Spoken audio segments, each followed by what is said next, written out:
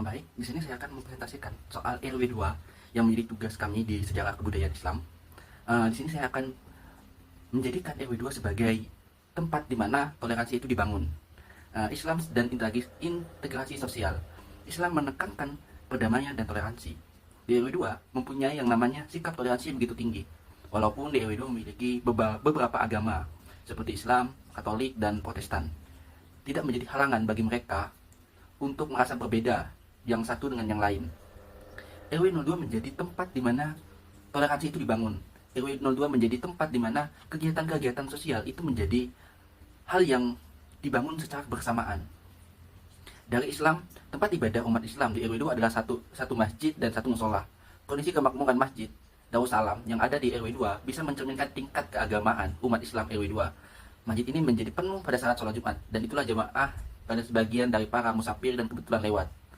Untuk waktu sholat 5 waktu, umat muslim hanya sholat maghrib dan isya pada jamaah rata-rata lebih dari 10 orang. Kegiatan keagamaan yang berjalan dengan rutin adalah yasinan dan pengajian umum dalam rangka PHBI. Eskalasi kegiatan keagamaan meningkat ketika menjelang Ramadan untuk selanjutnya menurun pada pasca Ramadan. Kegiatan insidental yang cukup aktif adalah selamatan dan atau tahlil, dan di RW 2 terdapat satu kelompok yang aktif untuk itu. Di lingkup Islam, mereka menjaga yang namanya hubungan sosial. Diadakannya suatu pertemuan-pertemuan yang di dalamnya diisi dengan nilai-nilai agama, seperti yang disampaikan tadi mengenai mereka melakukan kegiatan rutin seperti tahlilan atau selamatan. Begitu juga umat Nasrani, walau tidak terdapat rumah ibadah untuk mereka beribadah, kegiatan umat Kristiani itu sering dilaksanakan dalam wilayah RW 2. Kegiatan yang rutin dari kelompok umat Katolik adalah sembayangan sekali sebulan dengan mengambil tempat secara bergilir dari satu rumah ke rumah lain. Bukan berarti mereka umat-umat Katolik itu dilarang untuk membangunkan rumah ibadah. Kami belum tahu kenapa rumah ibadah bagi umat Katolik itu belum dibangun. Tapi ini menjadi pertanyaan juga bagi kami yang ingin mempresentasikan tentang soal RW 0, RW 2. Mungkin saja RW 2 tempat ibadah non-muslim itu belum dibangun, mungkin ada beberapa alasan yang kami tidak ketahui. Tapi mereka menjalin hubungan dengan sesama mereka, yaitu melaksanakan ibadah di tempat-tempat rumah-rumah mereka dan dijaga dan tidak diganggu oleh kelompok-kelompok lain. Itu bentuk yang namanya toleransi, saling menghargai yang satu dengan yang lain. Ketika Katolik bikin acara, maka Islam akan membantu seperti itu. Kegiatan keagamaan non-muslim lainnya berupa perawatan jenazah yang dilakukan sesama agama yang sama ketika ada salah satu anggota jemaat yang meninggal. Walaupun berpotensi mendatangkan konflik sejauh ini, keagamaan ini belum berkembang menjadi kasus konflik. Mereka berusaha untuk menjaga. RW 2 menjadi contoh di mana toleransi dan perdamaian itu dibentuk. Serta hubungan sosial. Dari hubungan sosial, kepengurusan kampung yang ada di RW 2, pengurus lengkap dari masing-masing. Dari data yang terlampir, RW 2 memiliki latar belakang yang plural dari segi agama yang mereka peluk. Masing-masing mereka memiliki perwakilan. Pengurus yang beragama Islam ada 23 orang, Katolik ada 6 orang, Kristen ada 2 orang. Begitu juga, setiap ada persoalan, mereka berusaha untuk menemukan titik temu, yaitu diadakannya rapat-rapat pengurus kampung. Rapat-rapat pengurus kampung yang melibatkan pengurus RW, RT, dan PKK berlangsung 3 bulan sekali. Jadi setiap 3 bulan mereka melakukan evaluasi apa yang telah dibangun, apa yang telah dilaksanakan, dan apa yang harus dijalankan di bulan yang berikutnya. Rapat tersebut diselenggarakan secara rutin dengan mengambil tempat berpindah-pindah dari satu RT ke RT lain secara bergiliran. Rapat ini dihadiri oleh 30 orang pengurus kampung yang terdiri dari RW 2, lengkap dengan pengurus RT, RT, dan PKK RW. Seperti itu, mereka menjaga nilai-nilai budaya dan interaksi sosial supaya yang namanya perpecahan itu tidak terjadi. Dari situ timbullah rasa harmoni antara umat beragama. Ketika datang di hari peringatan hari-hari besar nasional, mereka bersatu untuk merayakan tanpa yang namanya memisahkan diri. Contoh, misal kalau di acara 17 Agustus, mereka menyelenggarakan yang namanya perlombaan-perlombaan. Terus mereka menyiapkan hadiah-hadiah yang mereka selenggarakan lomba-lomba itu. Yang menang mendapat hadiah, yang kalah ya mungkin mendapat hikmah atau yang lain sebagainya. Seperti itu. Dalam gambaran umum yang telah disampaikan tadi, di dalam RW 2 itu terdapat beberapa agama seperti Islam, Kristen, dan Katolik. Plural dalam agama, ekonomi, dan budaya. Mereka memiliki berbagai macam latar belakang dari segi pekerjaan, dari uh, pendidikan, dan dari segi agama. Kenapa mereka tidak terjadi yang namanya konflik? Ternyata ada beberapa alasan, yaitu di mana mereka saling merasa bersaudara satu dengan yang lain. Tidak ada merasa yang namanya perbedaan. Walaupun berbeda dalam agama, tapi di dalam satu kegiatan yang melibatkan masyarakat luas di RW 2, maka mereka sama-sama sebagai masyarakat yang ada di lingkup RW 2. Menjaga rasa toleransi, menjaga rasa kebersamaan itu menjadi bekal bagi mereka untuk terus tampil, terus maju dalam menjaga keharmonisan RW 2. Saya akan membahas tentang 2 poin. Yang pertama adalah peran umat Islam di RW 2 Ngampilan ini, dan yang kedua itu adalah bentuk integritas sosial. Nah, oke. Pada poin pertama ini dibagi menjadi 3 poin. Yang pertama adalah masjid sebagai pusat sosial masyarakat, kemudian kegiatan keagamaan yang bersifat terbuka, dan 3 di mana penggerak integritas sosial. Nah, oke. Kita langsung saja ya teman-teman. Yang pertama, masjid sebagai pusat sosial masyarakat. Nah, di mana ternyata di RW 2 Ngampilan ini di situ tuh masjid digunakan sebagai tempat pusat informasi. Nah, di mana ternyata terdapat banyak agama ya teman-teman.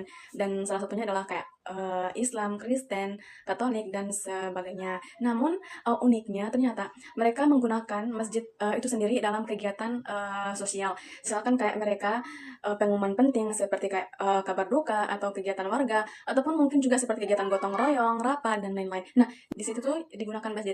Padahal kan kalau bisa dilihat kan ngapain coba digunakan masjid? Kan banyak alternatif lain, tapi mereka memilih masjid. Nah, kemudian yang kedua, kegiatan keagamaan bersifat terbuka, di mana di mana umat Islam pada RW 2 ini ternyata tuh mereka menjalankan kegiatan keagamaan mereka itu dalam secara terbuka. Keadaan terbuka di sini umat Islam di sini menunjukkan wajah yang ramah, di mana mereka itu tidak menutup kegiatan apapun dalam hal keagamaan.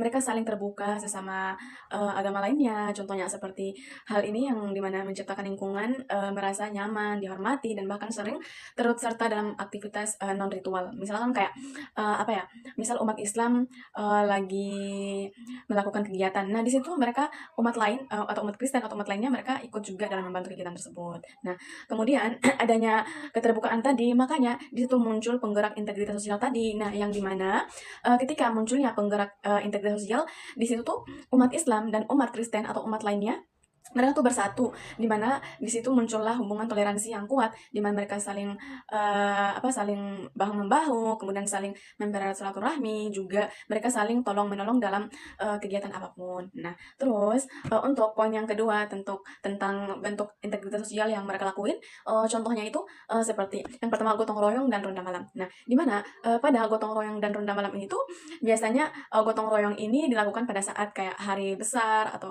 pada saat hari-hari Pancasila atau hari-hari 17-an Agustus. Nah, di mana mereka melakukan kegiatan ini itu tanpa membedakan ras, agama, bahkan yang uniknya dalam satu kampung tersebut, baik yang profesinya paling rendah hingga yang tertinggi, mereka sama-sama bergotong royong untuk kemajuan daerah mereka, untuk kemajuan lingkungan mereka. Nah, ya Masya Allah banget ya teman-teman. Bagaimana kalau kita melihat dari sudut pandang kita ya, ketika kita hidup dalam agama yang campur baur dengan agama lain, pasti di sana mungkin akan ada miskom atau mungkin hal lainnya. Tapi di RW 2 Ngampilan ini mereka tuh Masya Allah banget bisa toleransi dengan baik, kemudian bisa berkomunikasi dengan baik. Bahkan urusan-urusan kayak semacam gotong royong, ronda malam mereka tuh bisa lakuin dengan baik. Nah, terus juga tadi kegiatan ronda malam, di mana kegiatan ronda malam itu biasanya dilakukan oleh bapak-bapak ya yang udah berpengalaman, di mana mereka melakukan hal tersebut untuk menjaga keamanan lingkungan mereka. Nah, biasanya juga ronda malam ini tuh digunakan untuk hal-hal seperti untuk menyambung silaturahmi, kemudian mempererat ukhuwah, juga mereka menggunakannya ini untuk saling mengenal lebih dalam. Nah, bentuk integritas yang kedua ini adalah seperti kayak pernikahan, kelahiran, dan kematian. Nah, di mana pada saat pernikahan itu tuh pada saat contoh misal umat Islam yang merayakan pernikahan. Nah, ternyata di situ tuh yang datang, yang diundang bukan hanya umat Islam saja, tapi umat-umat lain juga pun hadir dalam acara tersebut. Bahkan juga mereka mendoakan dari pernikahan tersebut. Nah, di situ uniknya bahwa setiap pernikahan itu dari acara yang dari pembukaan acaranya yang di luar dari agama lain itu mereka tuh ikut dalam bantu acara kegiatan tersebut. Nah, kemudian juga kelahiran. Nah, uh, kelahiran ini mungkin dia bersifat umum ya teman-teman, karena di mana mungkin sebagian daerah Jogja juga seperti itu atau mungkin seluruhnya, karena di situ saya juga punya sedikit cerita ya teman-teman. Nah, di mana pada saat saya datang ke Jogja dan di situ kan iparku lagi proses mau lahiran. Nah, terus beberapa hari setelah lahiran, 1, 2 hari setelah lahiran, ternyata orang-orang kampung itu berdatangan ke rumah. Maksudnya mereka tuh datang untuk memberi hadiah, mengucapkan selamat. Nah, pada saat itu saya juga kayak sempat bertanya-tanya kan, wah masya Allah ternyata terjalin dengan lancar ya, terjalin dengan benar ya. Maksudnya, nah ternyata RW 2 Ngampilan ini tuh mereka ada yang namanya satu tradisi yang namanya itu tradisi besekan. Nah, di mana mereka itu dalam tradisi tersebut itu saling mengirim makanan yang dimana dalam proses tersebut menjadi jembatan interaksi. Nah, namun mungkin mungkin ketika kita dijenguk atau bahkan diberi ucapan selamat atas kelahiran atau seperti apa. Nah, di situ tuh kita juga harus ternyata adatnya kita juga harus memberikan feedback kepada orang-orang yang telah memberikan kita ucapan tadi. Nah, di situ kita bisa mengirimkan hadiah atau berupa makanan, sembako atau hal lainnya seperti itu. Nah, kemudian juga di sini pada kematian. Nah, ternyata di momen-momen kayak kematian, seluruh warga itu datang tanpa membedakan agama. Bahkan nih, yang paling masya Allahnya juga ya, pada saat proses pelayatan itu ternyata yang ikut dalam andil kegiatan tersebut bukan hanya Islam ya teman-teman, di situ juga Kristen, lain sebagainya juga ikut dalam proses tersebut. Kalau dipikir-pikir nih ya, apa ya, misal kayak umat Islam yang meninggal, kemudian di situ kan maksudnya kalau dipikir ya, harusnya hanya umat Islam dong yang kontribusi dalam hal kegiatan tersebut, tapi di sini tidak teman-teman. Di sini mereka saling membantu. Bahkan ketika kematian datang kepada umat Islam, mereka yang agama lain itu datang kayak membantu yang terkena musibah, terus mengayomi dan juga memberikan bantuan-bantuan yang bersifat membantu seperti itu. Nah, kemudian yang ketiga adalah pada kegiatan lintas agama ini juga bahkan orang-orang yang profesinya paling rendah, mereka itu bisa berinteraksi dengan baik, bahkan bertukar pikiran dan memperkuat tali silaturahmi. Nah, di sini mereka menunjukkan bahwa perbedaan itu adalah kekayaan, bukan penghalang. Masya Allah banget ya teman-teman. Nah, mungkin sedikit penutup dari penjelasan saya tadi, yang dimana dari RW2 ini kita belajar bahwa peran aktif umat Islam dalam menyambung jembatan komunikasi dan partisipasi sosial adalah kunci utamanya tercapai harmoni. Nah, ini adalah model ideal integritas sosial yang patut kita teladani. Nah, di sini kita sama-sama belajar teman-teman. Ya, mungkin cukup sekian dari saya serahkan kepada rekan saya, yaitu Alika, untuk melanjutkan pembahasannya. Lebih dan kurangnya mohon dimaafkan. Wassalamualaikum warahmatullahi wabarakatuh. Nah, setelah dijelaskan oleh teman-teman kami yakni Sini dan Eni, di sini saya akan menarik kesimpulan dari beberapa pembahasan yang telah disampaikan sebelumnya. Bahwa yang pertama itu ada integrasi sosial, yakni terdefinisikan dari dua kata, yakni integrasi dan sosial, yang mana integrasi sendiri itu memiliki arti sebagai keseluruhan atau kesempurnaan. Kemudian ada sosial, yakni hubungan timbal balik antar beberapa orang yang mana itu terjadi secara bersama-sama. Kemudian dari pembahasan sebelumnya itu terdapat 14 buah aktivitas yang merupakan simpul-simpul interaksi antar umat beragama di RW 2 Ngampilan, Yogyakarta. Ke-14 aktivitas itu adalah beberapa diantaranya itu kepengurusan kampung, kemudian ada rapat-rapat pengurus kampung, peringatan Hari Besar Nasional atau PHBN, Karang Mudi Waras, dan Posyandu Balita. Lalu ada lagi sepak bola anak-anak, kemudian ada sepak bola dan arisan remaja atau dewasa, kemudian bina keluarga remaja dan anak-anak, kelahiran, hitanan, pernikahan, kemudian ada kematian, ronda malam, gotong royong, dan menghadapi musuh bersama. Secara sosiologis, pluralitas antar umat beragama tidak mencuat menjadi konflik, yang bahkan justru muncul adalah integrasi karena hal sebagai berikut. Pertama, tidak ada kelompok yang bergerak secara aktif dalam rangka berkompetisi dengan kelompok lain. Mungkin lebih mudahnya akan saya jelaskan seperti berikut. Nah, kesimpulan dari keseluruhan kesimpulan yang bisa kita simpulkan itu integrasi. Yang pertama, integrasi melalui kegiatan sehari-hari atau simpul sosial.